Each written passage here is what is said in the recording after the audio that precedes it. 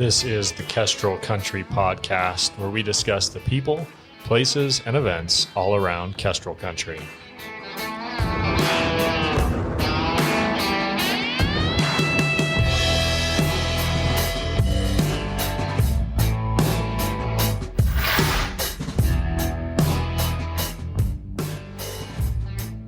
Alrighty. Well, welcome to the Kestrel Country Podcast. Thank you for having me. We are excited to have Bess Hawthorne, who has her own podcast called Come Over for Dinner. And she is coming over to talk to us about our Home for Christmas series. So she's gotten to have a lot of experience hearing so many women talk about cooking. And it's fantastic. And you need to go listen to her podcast. But we're going to talk today about how you set up for cooking. Well, not cooking, how you set up for eating in all sizes of homes. So Bess, welcome. And can you tell us a little bit about your background? Where did you come from? Well, thank you for having me. I do love cooking and I do love eating. But it's true. You do have to set up for the whole situation. So I will talk about that in a little bit. I come from the South. No one can tell. Nope. No one can tell at all. Not at all. So it is fun. I have moved a year and a half ago. I moved up north to Moscow, Idaho, and it's very fun to share traditions but also to learn from so many people who have established different traditions and do things different and cook with different ingredients. And, it's just, it's very fun. So what made you start the podcast? I'm jumping off script already, but what made you start your podcast? Well, I'm a detail person. And so I love it when I go to someone's home and they're saying, this is my favorite new recipe, or, they're just telling me about something that really works for them. I'm the type of person who says, well, can I have the recipe? Will you share the secret? Will you share the secret with me? How did you make this? It's the most amazing thing I've ever tasted. Or, they talk about a fabulous event or, there's just so much wisdom and knowledge out there that I want to know myself.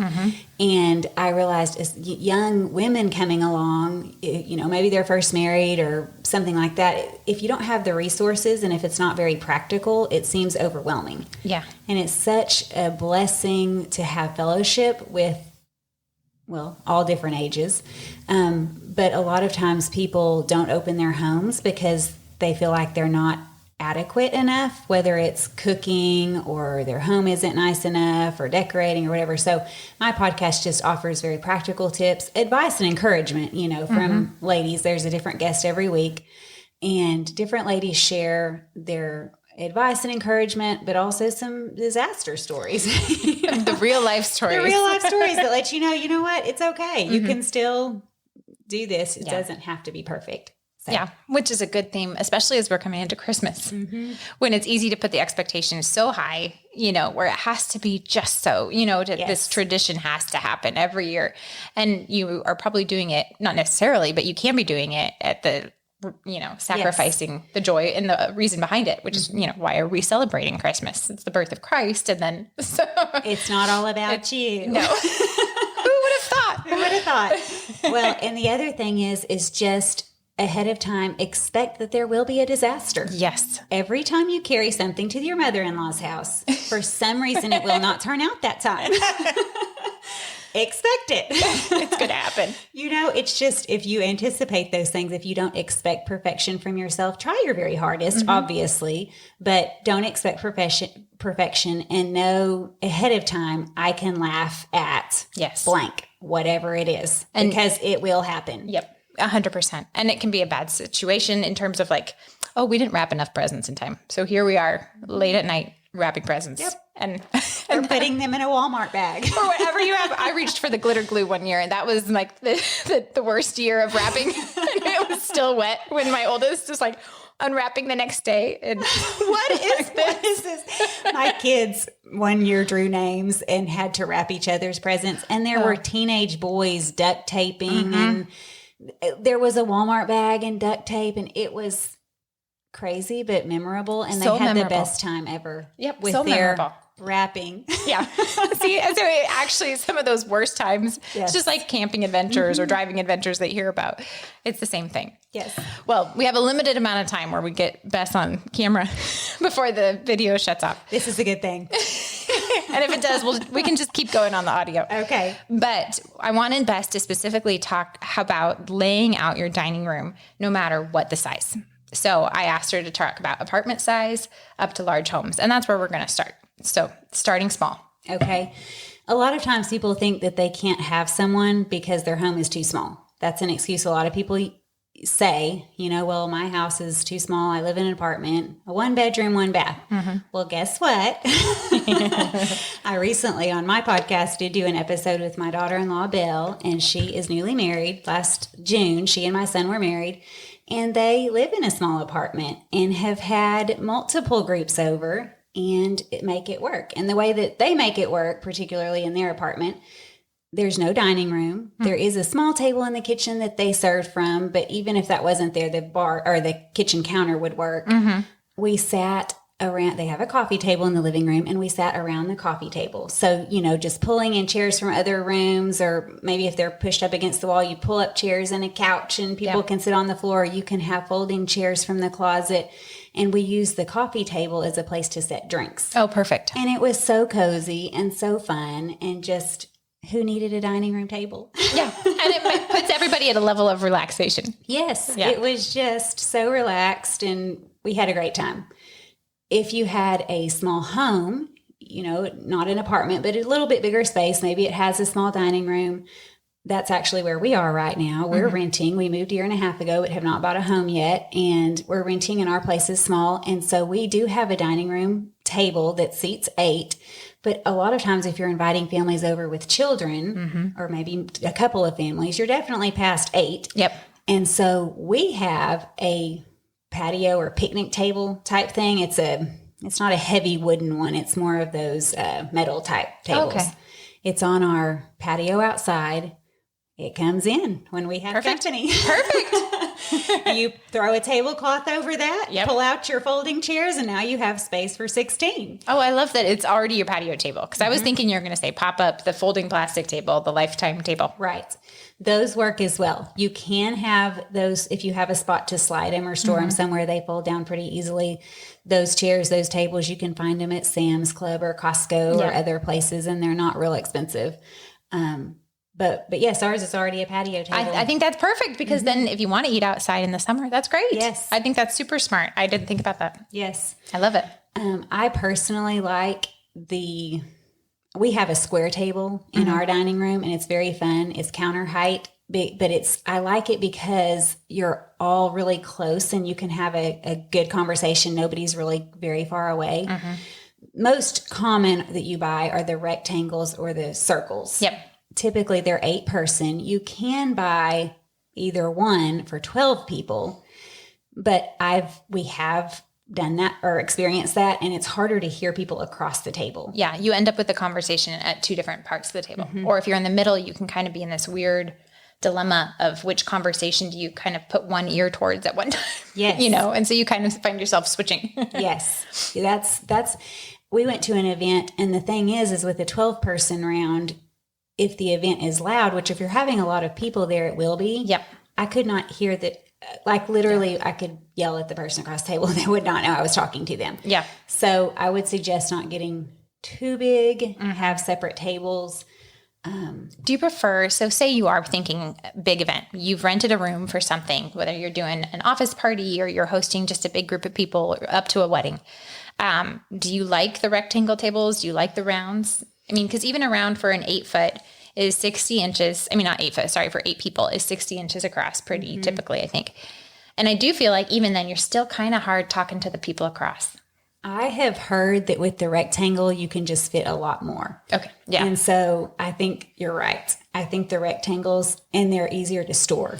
That makes sense. And, if you're setting up a room, you're probably really packing them in. And the other thing I like about rectangles that I've done before for a fancy, maybe a bridal shower or baby shower once, and then one time I hosted for my mother's birthday a ladies' brunch. We took 2 of the rectangles and put them together to make a big square. Yes, I love that. And in the center was this beautiful centerpiece, and then all the settings, were around But it just, I don't know, I really like that. And you couldn't do that there's no options with circles. No, you can't combine them. Yeah. You can't combine them. So Yeah. if I was going to go buy some, I would recommend the rectangle. That makes sense.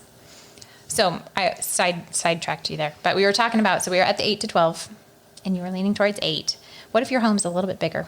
If you have a large home and you have a lot of space to host, that's amazing. The one thing I would recommend with that, a lot of times space isn't an issue. Maybe you have multiple tables, multiple rooms, but it's important to still create a sense of togetherness. And so my recommendation, or one thing new that I want to try that I have seen recently, New St. Andrews put on an event for their faculty and board members. And what they did was they switched who sat at each table every course. Every course. And so I'm sure it's called something. Yeah. It's like a progressive dinner without actually moving homes. Right. So the way it happened is like, well, how do you know where to sit? Yeah. So the way it happened, they actually had one couple, one man and lady, stay at the table and never move. You wouldn't have to do that. Right. But one person did, and that happened to be the board members, and all the teachers were the ones that moved. But you wouldn't have to have a stationary one. You could. But the way they did it, they started with, I think, so when the tables were set, salads were on the table. And then that was everybody is sitting down, eating their salads, visiting with those eight people are visiting. But then they have to stand up and totally leave that section in order to go through the buffet line. Okay. While they're gone, whoever's helping, whether maybe the hostess or maybe if you have a large event and you have some help, there was a thing on the table that you can put cards in, like at a restaurant, like, where you have to put your number. Okay. I don't know what those are called, but instead of a number, of this is table 2. Maybe the tables probably may have had numbers, but what they did is they had a card. There were 3 cards, and after the first course, they took one of them away, and the new card showed everybody who was supposed to sit at the table during the second course. Okay. So how did they find that out? Do they have to go around and read them? Okay. So it forces people to go mingle. Yes. You kind of mingle, and it was maybe, I don't remember how many tables, maybe 8 set up. Right. So it's not if you're huge. thinking about a home, 8 times 8 is 64. Right. So if you're thinking about a home, you're probably not doing more than that. I mean, you could. But yes, you do have to find out where your name is. But then you're sitting with an entire new group of people. Yeah. So a new set of 8 are now visiting. I like that. They're eating their dinner. Yep. Then, done with that course, they have to stand up and do it again, go through the buffet line again for dessert, and the card is pulled again. So when they come back, it's the 3rd new group. Okay. So you use 3 rotations. Yes. So by the end of the evening at a large event or a large home, instead of visiting with just the 8 people when there are 64 there, you really have maybe been able to at least say hi to everyone. Right. Even if it was just the buffet line or passing each other or sitting at the table with that many new people. And were the tables rectangles or were they circles? They were rectangles. Okay. That's fun. That's really fun. And I'm sure you could take that same idea and shrink it down if you were doing 2 tables or 3 tables in your home and make it something similar, for a home setting. Yes. But I do love that for a group of people to make sure everyone's actually mingling and talking.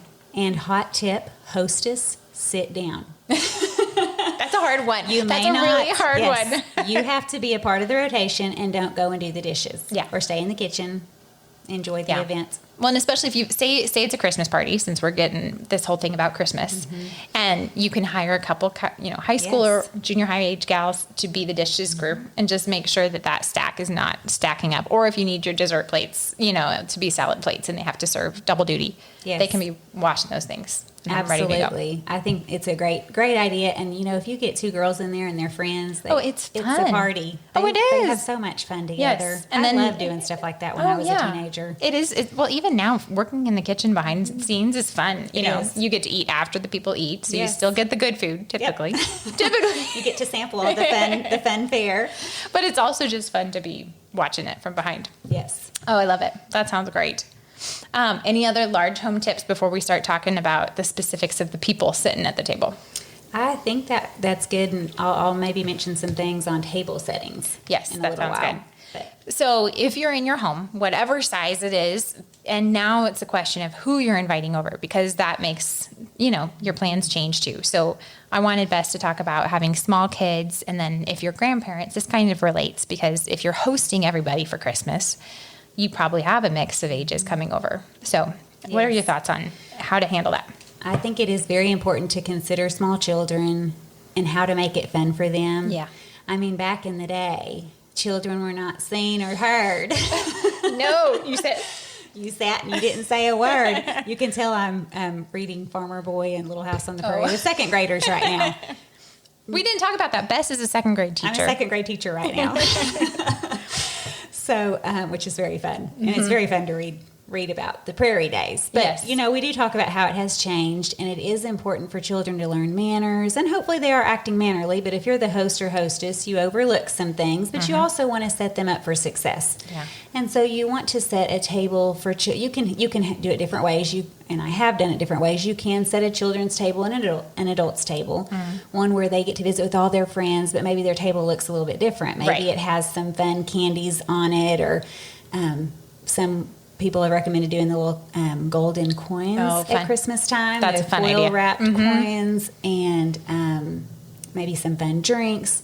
Yeah. You had a tip. Izzy's. Well, Izzy's. But they'd be still fun at Christmas time. They're so colorful, and it's sparkling juice. So that was my tip when I was talking with Bess about that, is you can have them all set out on the table, so you get so much color right there. And it's just exciting when the kids walk up to the table. And if they need to trade, that's great. And have extras. You can have extras on the bar so they can go and switch it out Switch if they for don't their like flavor. theirs. Yep. Speaking of, Catherine has done an episode on Come Over for Dinner, so y'all go listen to it, because she actually does talk about a lot of great tips for children, especially when you're hosting outdoors. So, I think it's fun to do that. Sometimes have a children's table and an adult's table. Other times it's fun to mix them in and allow them to participate in the conversation and learn how to talk to adults. And just if I was the parent, I would prep my kids ahead of time about how to be polite and not just dominate the conversation, and how to use your silverware, especially if it's a fancy Christmas dinner. What are you expected to do with what fork at what time? Where does your napkin go? Absolutely. All of those things that they need to learn. It's a good practice. It's a great time for kids to learn how to do all of the etiquette things. And I think it sets the standard pretty high when you have the table set pretty high. When it's pizza night and you're just doing a present wrapping party or whatever, that's a different thing. But when you come up dressed formally up to a table that's all fancy, you automatically sit a little taller. Straighten up. Yes. Yep. And then for grandparents who are hosting, a lot of times at that stage, it is all on them, or maybe they feel that way. I'm hosting, I'm opening my house, I'm saying, come over for dinner, and that can be a lot. Yeah. And so for a grandparent hosting, in the South, we do potlucks all the time. We know the meaning of potluck. Yeah. Have family members bring their favorite dish. So if you have, if you're talking about Christmas time, family and friends, have them bring something that they love and that they make every year and is their favorite. Most people, if not all, would be thrilled to do that. And so then it's a lot easier if you're making 1 or 2 dishes versus 10. Yep. The other idea is it's okay to buy something from a store or a local bakery or Costco or wherever you think, okay, no, I've had this before and it's really good. Yeah. Whether it's the rolls or the bread or even the dessert. Yep, the dessert. Yep. Feel free to do that. That's not the end of the world. No, and I think most people wouldn't, bat an eye. So. And then the other thing we touched on it earlier, for a large event, if you can get help, get help. Yes. If it's maybe more of a fancier party, hire some college girls or, some high schoolers, or I know the NSA events, there's guys setting up tables and breaking them down, and girls helping in the kitchen and doing dishes, and it's ladies a big serving. chore. It is a lot to do by yourself. Yeah. So try to do things to make it easy. Especially for the grandparents, because you don't want them worn out. You want them participating and enjoying it too. Yes. And not just being exhausted because they've been going. So. And I do love real dishes, but there are disposable dishes out there that mimic china. They have that thick feel. Yep. They're a plastic that can be thrown away, but they look, they're white with a silver rim, or sometimes you can get clear. Amazon, I'm sure, has other choices. Yeah, you said our Costco does not carry Costco, the I ones looked you were looking for. online and they had clear, which were fine. Sam's Club had the ones that I prefer that I've actually used before for a big school event, which were white with the silver rim. They looked more like china to me. Yeah. So then when you're seeing the table and when you're walking up, It looked a lot fancier. I haven't used the clear, but it looked very fancy, the ones I used one time. It was a big school event. Oh, that's fun. Made it very Back in easy. Tennessee? Texas/Arkansas. Okay. Texarkana.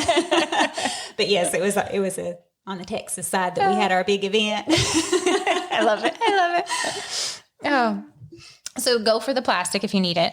What other table setting tips? Okay, so if you're setting a table, if you are the one in charge, you're the one hosting, setting a table hopefully is not daunting because there's no real right or wrong way. What do you like? What do you prefer? The way I set a table is I do pick a tablecloth. Okay. I do like a real tablecloth. Again, you can find... There's so many options on that. Yes. And Amazon, I've been so happy with the tablecloths available on Amazon. Yes. My mom always found them on clearance at Dillard's. Oh, fun. And so there's different department stores that you can look in the off season. If you just have in mind that you like setting a table, that you want to have people into your home and offer hospitality, you can just, when you're in your favorite store, just glance in the clearance section for napkins and just fun things, tablecloths, napkin rings, whatever it is that catches your eye, and you can kind of start storing those things. A place to buy them pretty inexpensively, but good quality is Target. Yeah. Joanna Gaines has a line called Threshold, I believe. And I bought some napkins after searching and searching and searching because I wanted cotton ones. Oh, okay. And hers were the most reasonably priced for what I was looking for. Okay. And we were briefly talking about the wrinkles. So Bess doesn't iron. She doesn't I iron. did not iron. I did not believe in iron. I shouldn't say that out loud. Wrinkle free. Yeah. Hot tip. Yes. Now, I wouldn't say hers are wrinkle free, but if you pull them straight out of the dryer and fold them immediately, you don't have to iron. I would recommend 100% cotton because if you buy polyester, I had the cutest summer napkins that were bright colored and tropical fruit, but they were polyester and the feel was just terrible. If you really needed to wipe, You can't actually wipe anything. You can't wipe anything. Yeah. It So just good for the tablecloth smeared. outside, but not good for your face. Right. Yeah. And then I love to have some sort of centerpiece. Yeah. Flowers you can find at the grocery store. You can find wildflowers in the summertime. For Christmas time, people do a lot of other things. Well, and you can go and snip greens if you've got trees. If you're lucky to have a cedar tree, then you get the cedar boughs really easily. But Costco usually gets the garlands in, really? which are fantastic. And so they I are. don't know this. Oh, and you want to go fast before they sell out and get your garland. But it's so great because you could just. It might be 25 feet is how much it comes, but it's so affordable at Costco. And then you put it down your table. Well, you can put it down your table. You can run it up on your mantle. Outside on your porch. There's a ton of possibilities of where you want to put it. I'm heading to Costco. See y'all later. Just got to beat you there. We're both getting in our vehicles right now and having a race.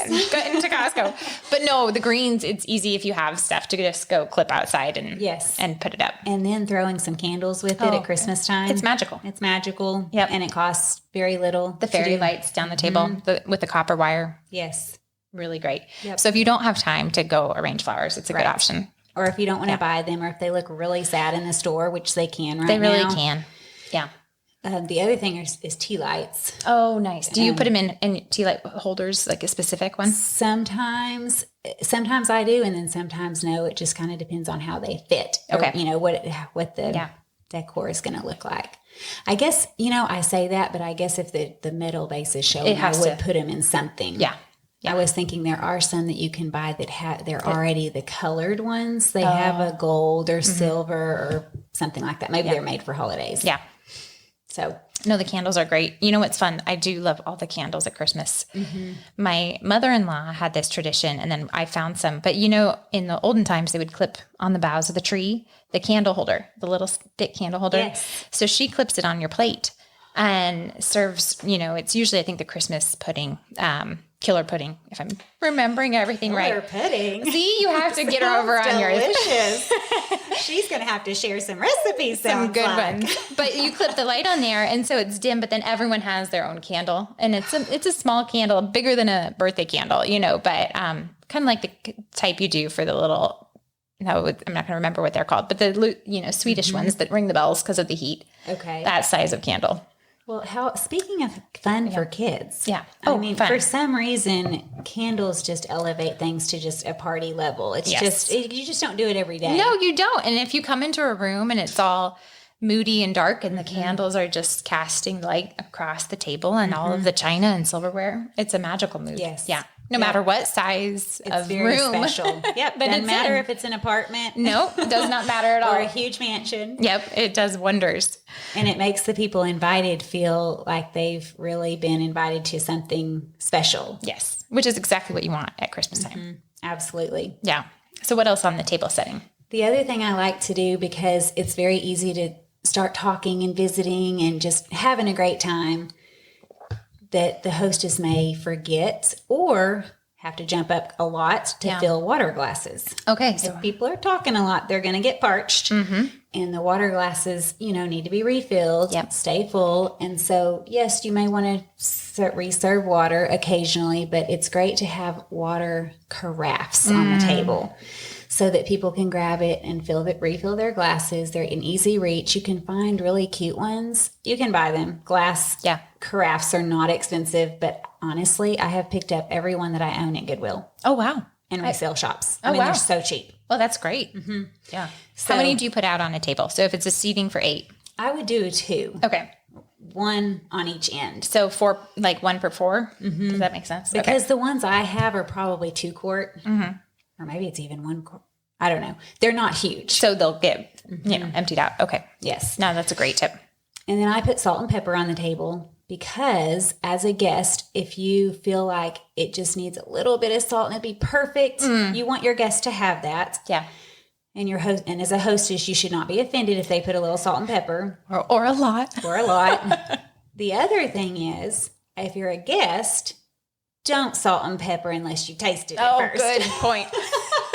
You could ruin it. You could ruin it because it could be really salty. Yeah. Or salted to perfection. And no more. Yeah. There is an etiquette tip that you don't season your food until you've tasted it because that is an insult to the hostess. Mm-hmm. Although if you're the hostess, you should not take it that way. Some people just do it out of habit. Yep. But I do like to put a salt and pepper on the table because it's a way of showing your guests it's okay if you think you need a little more spice or seasoning. Yeah. If that's what makes your dinner great to you, add a little bit.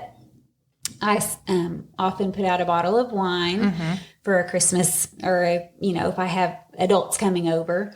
I prefer cloth napkins. I think I mentioned that earlier. Not polyester, but you can buy disposable napkins. Vanity Fair puts out one called Entertain. I have accidentally bought the package called Everyday. Oh. And they're square and they're just not fancy. I didn't like them. I mean, you can get by with Entertain, but not the other. That's better than nothing. I mean, it's before you start pulling the paper towel, but still. Yeah. I have pulled a paper towel in an emergency. Not for a fancy dinner, but another thing that gives people some pause, maybe a little stress, is how to set the table. Maybe they weren't ever taught. Maybe their parents or their mom didn't grow up or the home they grew up in didn't make a big deal about setting a formal table or a formal place setting. So they may not even know which side the fork and the knife and where the cup and all that goes. Very easy now in the world of Google to look it up. Yep. There's all kinds of different ways of doing it, as well as placing the napkin. You know, back in the day, the napkin went under the fork on the left side. Am I saying that right? Yes. Is that yes. Right? Fork on the left side. And then the knife and the spoon. But now the napkin can be folded like a fan in the water glass or draped on top of the plate. Or I mean, there's so many ways. Folded to hold with stuff with its pocket. And I mean, you can get really creative and find YouTube on everything for napkin folding. And then I had a guest who we were talking about children being involved. So if you have children being involved in getting the house ready. Yep. She had her small girls help set the table. then it doesn't matter. Anything's cute if the 3-year-old's at the table. Well, I'm sorry you have to use 2 spoons. Right. But if the knife and fork are backward, yes. the little girl set the table. Yes. Which leads me into name tags. She also had her little girls do some little art drawings on the place cards. For the place cards. I love it. So sweet. So cute. Yeah. You can also, of course, print your own. If you want to do something a little fancier, to go and have them printed or even to buy the materials in order to do it. When I was doing a rehearsal dinner for my son this past summer, I didn't like them. And this is a small town. There weren't a whole lot of options, but I didn't like them and they're very expensive. Yeah. So you can actually print your own at Avery.com. Oh. You can buy your favorite paper. I had some like just real light gold. It was shimmery. Oh, fun. And you create your own name tags at Avery.com. On one of their templates? Borders and fonts, and you print them out. All you need is a paper cutter to get that real straight cut. Mm-hmm. And you fold them. I mean, the ones I made were just this, standard tent type. Yep. They were so cute, Oh, so professional. Yeah. I mean, if I had bought those, I don't even know how much they would have cost for someone else to do them. No. It just took a little bit of time and thought. Yep. No, that's fantastic. I think it was June Kern's daughter who did little watercolor on the place cards. So I can't, it was a tea party that I think one of my girls were at, but I don't know if it was actually watercolor paper they used, which would work great if you're doing a quick little watercolor design. But I mean, that's extra time. But if you've got that kid who is, or if you are that way, it's really fun. Yes. Yeah. Absolutely. That would really set it over the edge. Yes. But not necessary. But not necessary. You can have the 3-year-old do a cute little, have a little art table set up and have the young kids doing things and then cut them up and fold them and put a quick little name on it. It's perfect. Perfect. It's perfect. And people are going to think it's the most adorable thing. Oh, they will. Okay, so as we're running out of time, because I'm sorry if we cut out on the video, we do. But I asked Bess 2 questions. What's one new thing you think we should try? Well, for my family, one new thing that if you don't do it, one of our favorite traditions, most people do go get a Christmas tree. Yeah. Maybe we go the day after Thanksgiving. We make everybody bundle up into the vehicle and look at Christmas lights. It still might be sounding familiar. But at the same time, on one of those trips, you have to go through a drive-through and get a holiday milkshake. Our favorite is from Chick-fil-A, peppermint chip milkshake. And they make it with peppermint bark in there. So I've always called it peppermint chocolate chip milkshake, but I think they just call it peppermint chip milkshake. It's really good. I've never had it, but it's also because we don't really have Chick-fil-A here. We have a campus satellite. Mm-hmm. So we need to find out if the campus satellite actually provides these. Do they sell these peppermint chip milkshakes? Because if they do.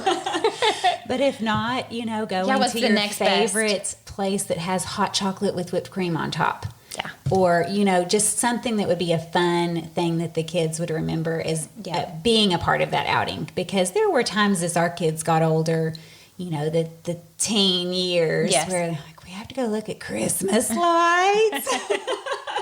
Yes, everybody pile in. But if you throw in something, if you make it a little more than just that. Yes. If you throw in, especially food for kids. Oh, yeah.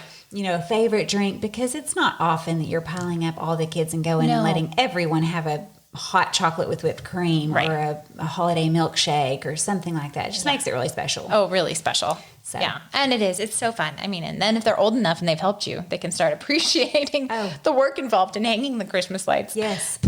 My daughter to this day, I mean, it's fun as a parent when you establish traditions, your kids will carry them on. Yeah. Maybe not every single one, but the ones that are the most memorable. My daughter to this day, she's in her 20s. I'll get a call and she's telling me when the peppermint chip milkshakes come out. Have you gotten yours yet? Have you gotten yours? Have you gotten yours, Mom? Because we got them more than once. Yeah. As you might imagine, but we would go Christmas shopping and have to stop and get the peppermint chip milkshake. So I'm curious, was this one of those intentional or this was just a happenstance that came alongside and you couldn't let it go? I think it was a happenstance. Yeah. Just because, restaurants are, they're kind of genius doing that to you, because if they're only available it's smart for a month or 2 months, you are determined you've got to get there during that time. You do. Well, and it's the Christmas cups that they come out with. You get really excited about any of those things, but the milkshake sounds pretty amazing. Yes. Yeah. So it did. We kind of happened upon it. We liked it, and then it was. We have to do this every year. Here it is. However many years later, here you are. Yes, still talking about the milkshake. I love it. Well, final thing was any overall Christmas advice? Well, if there's so much, but when I think about Christmas, a lot of times it can be overwhelming. There's so much work involved. There's so much prep. There's so much to think about. Maybe you get a little stressed thinking about if you're getting the right gift for someone, or, you're the one hosting, or there is a lot of work involved. And so Christmas time can become a time where you're getting more and more uptight and more stressed and your blood pressure's rising and you just want it all to be over. And of course, that's no fun for anybody, including you. And it's ruining your enjoyment, but it's whether you think it is or not, you think you might be hiding it, you're probably not. Yeah. It's going to ruin everyone else's enjoyment as well. And so don't set yourself up for that disaster. Be willing to put in the work joyfully, because that's a present. Yes. You're giving it to your family, your friends, your church members, whoever it is that you're pouring your life out for. It's a gift. And so do everything that you're doing joyfully as a gift to someone else. And again, be ready to laugh at the disasters, because they will come. Yes. There's going to be something that happens. Yep. Every year, every week, every day, every day. I wouldn't say never, but almost never will you have a perfect event. No, there you will won't. be something that's off, or doesn't go exactly right, or you make a recipe exactly the same, and it's like something just isn't quite what I thought. My what memory did I do of this, wrong? Something is going to go wrong. So just be ready for it and put a smile on your face, because in the end, what people remember and enjoy is just the fellowship with each other and the laughter. And the food is part of the memory, but the most important part is being with your friends and your family and just deepening your friendships and your connection and your memories. Yeah. It doesn't matter if, the ham's dry. People will still eat it. Right. Nobody's going to remember that years later. Yes. Or if they do, it makes for it's a fond memory. Yes. The presents wrapped on Christmas Eve in Walmart bags and duct tape. There you go. We're still laughing about that. Like, really, boys? Really? Yep. And they might not remember what was in there. I wonder if they do. Nope. They remember the packaging. Yes. And how fun it was to all be hiding in the bedroom trying, somebody has the duct tape. Now throw me the duct tape. Duct tape. Don't look at what I have. Whatever it is, it can be turned into a fun moment. Yeah. Well, Bess, thank you so much for coming on, and I really appreciate it. If you are still you're going weekly through December on Come Over for Dinner. So go check it out and go use her tips. Okay. Thank you so much for having me. It was so fun. It is fun. Come over and talk all about Christmas. It's fun. Thank you for having me. Thanks, Bess.